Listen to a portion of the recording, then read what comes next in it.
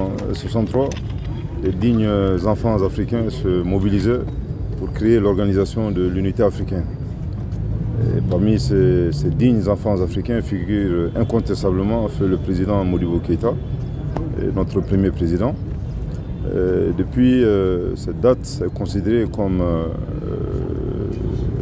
la journée de l'unité africaine pour célébrer bien entendu l'objectif recherché par les pères de nos indépendances à bâtir une seule Afrique. En venant ici ce matin, c'est avec une grande satisfaction, bien entendu, que nous voyons les Africains venant de différents pays célébrer avec nous cette journée très importante. Au nom de son Excellence le général d'armée Assimi Goïta, président de la transition, chef de l'État, je voudrais les remercier pour cet élan de solidarité. Et ceci dit, l'engagement du Mali pour l'unité africaine a toujours été constant.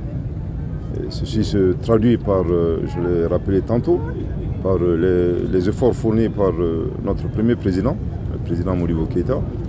Ensuite, dans notre constitution, je pense que le Mali a toujours démontré qu'il est prêt à céder tout ou partie de sa souveraineté au profit pour réaliser l'unité africaine. Et ceci mérite d'être salué et mérite d'être révélé aujourd'hui.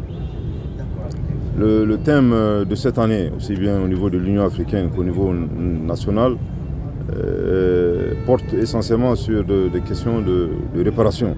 La réparation du préjudice subi et des torts subis du fait de la traite des Noirs, du fait de la colonisation. Et 62 ans après, la question qu'on doit se poser, la question qui mérite d'être posée, est-ce que les crimes ont réellement disparu? Je pense que nous parlons de plus en plus de néocolonisation, de terrorisme sponsorisé,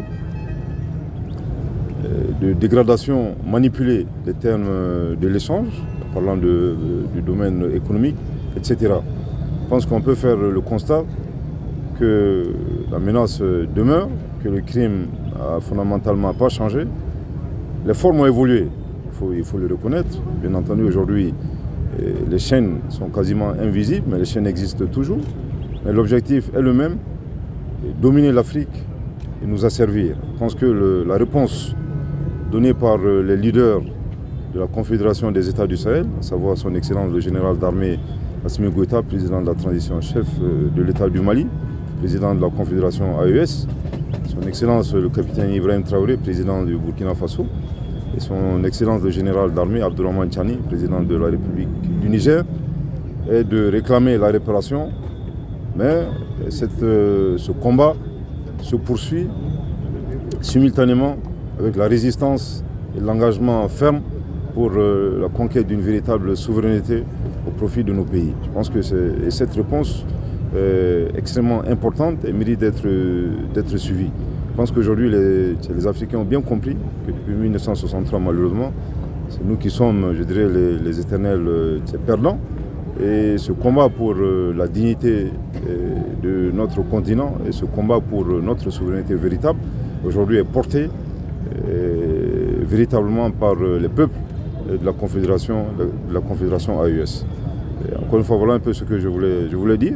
Et effectivement, c'est vraiment une journée de commémoration, une journée pour célébrer l'unité de l'Afrique. Mais il est important de rappeler que cette commémoration est également une occasion pour rappeler que les défis sont énormes, que les défis sont nombreux et que pour faire face à ces difficultés, il faut impérativement et nécessairement un engagement véritable, une lutte véritable, une résistance farouche contre l'oppresseur, contre la manipulation et contre l'asservissement de notre continent et de notre peuple. C'est un combat pour la dignité. Encore une fois, c'est l'occasion pour saluer et reconnaître le combat des pères fondateurs de l'OUA, devenu aujourd'hui l'Union africaine.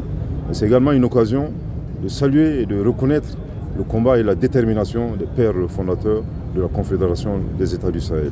Merci.